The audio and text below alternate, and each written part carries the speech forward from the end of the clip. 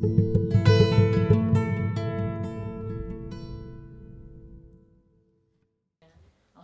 wird, praktiziert wird. 1450. Und dann die Antwort jetzt. Wir hatten schon große Erfahrungen im Kampf um die bürgerliche Demokratie.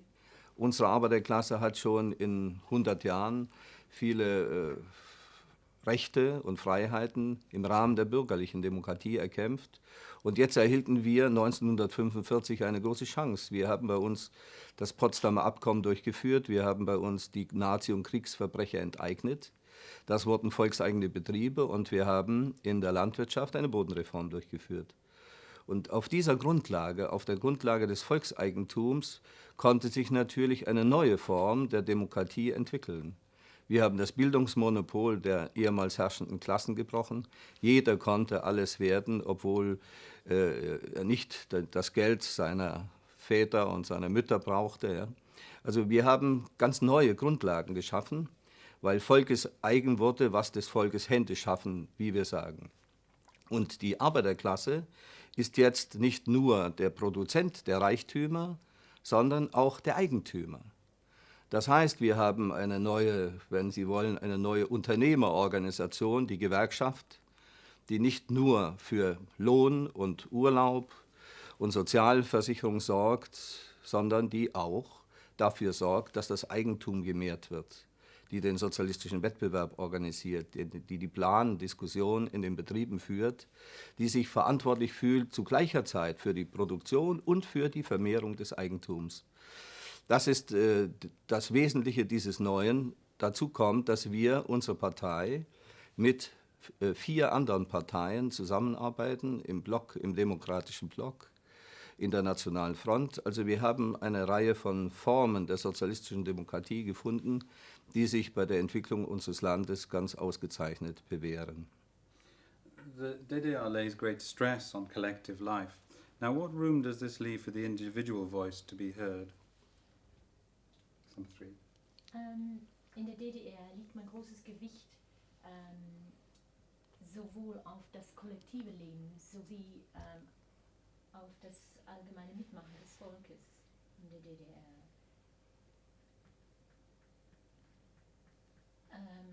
In 5-1. Sie haben recht, man legt bei uns auf die Entwicklung des Kollektivs großen Wert, aber man legt großen Wert zugleich auf die Entwicklung des Individuums.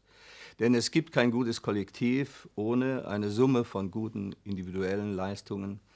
Sehen Sie, das ist schon beim Sport so, wenn Sie keine Einzelkönner haben, können Sie auch keine gute Mannschaft haben. Das ist in einem Arbeitskollektiv, in einem Betrieb so, das ist in einem Orchester, auf kulturellem Gebiet und auf vielen anderen Gebieten auch. Wir gehen grundsätzlich so heran, dass wir die Werte, zum Beispiel solche Werte wie Arbeit für alle, soziale Sicherheit für alle, dass wir die Freizeitgestaltung organisieren, so dass jeder auch seine individuellen Neigungen entsprechend befriedigen kann. Wir haben in unserer Partei eine Hauptaufgabe formuliert, die besagt, dass wir alles darauf anlegen, die materiellen und geistig-kulturellen Bedürfnisse des Volkes zu befriedigen. Und das schließt nicht nur kollektive Befriedigung ein, sondern natürlich auch individuelle. Wir haben eine Kulturpolitik, die darauf angelegt ist, Breite und Vielfalt zu berücksichtigen. Das heißt, vielfältige Möglichkeiten vom Rock bis zur klassischen Musik, von der ganz modernen Malerei bis zur klassischen Malerei, haben wir ein breites Spektrum und für jeden findet sich dort etwas. Aber er muss natürlich seine Grundbedürfnisse befriedigen können. Und seine Grundbedürfnisse gehen immer von den materiellen Bedingungen aus. Das heißt, er muss genug zu essen haben, er muss genug zu trinken haben, er muss sich gut kleiden können, er muss gut wohnen können. Das ist eigentlich der Sinn unserer ganzen Politik.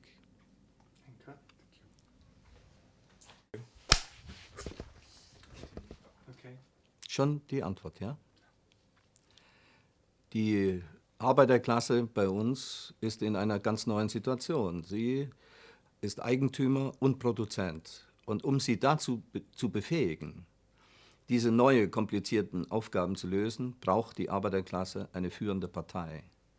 Diese führende Partei ist gewissermaßen das Hirn der Klasse. Diese führende Partei befähigt die Klasse, die Arbeiterklasse, in Wirtschaft und in Kultur, in Militär und Sport, in allen Bereichen, diese führende Rolle auszuüben. Das ist doch so gewesen, die Arbeiter waren doch ausgeschlossen von der Bildung. Wir haben die Tore der Schulen und der Universitäten für alle geöffnet. Wir haben ein ganzes System von Bildungseinrichtungen auch in der Partei geschaffen, um so viel Kader auszubilden, die wir für diese ganz neue Stufe der gesellschaftlichen Entwicklung benötigen. Und diese Rolle übernimmt bei uns die Partei. Sie führt nicht, indem sie diktiert, sondern sie führt, indem sie ausgeht von den Interessen des Volkes und ausgehend von den Interessen des Volkes ihre Politik gestaltet. Und die Grundinteressen aller Menschen bei uns, die stimmen in wesentlichen Fragen überein. Das ist die Frage der Erhaltung des Friedens, die soziale Sicherheit, die Befriedigung der Bedürfnisse. Und das ist die Frage der Entwicklung der individuellen Begabungen und Talente. Das organisiert unsere Partei, und zwar jetzt nicht allein, sondern im Zusammenwirken mit 4 anderen Parteien und mit solchen Massenorganisationen wie den Gewerkschaftsbund, in dem über 9 Millionen Werktätige beschäftigt sind. Die meisten von ihnen gehören überhaupt keiner Partei an. Sie sind parteilos, aber sie bestimmen in den Betrieben, sie arbeiten mit in Wohngebieten. Fast jeder Dritte bei uns übt in der sozialistischen Gesellschaft eine Funktion in den verschiedenen Formen der sozialistischen Demokratie aus. Das ist der Grund, weshalb die Massen unseres Volkes eine enge Verbindung mit der führenden Partei haben. Und es ist überhaupt nicht so, dass sie diese Führung der Partei als einen Einspruch in ihre Interessen verstehen. Das wird es sein, und das haben wir an manchen Stellen in einigen sozialistischen Ländern erlebt, wenn die Interessen der Massen nicht entsprechend den Ausgangspunkt jeglicher Politik bilden. How is the leading role? Sorry. 1453.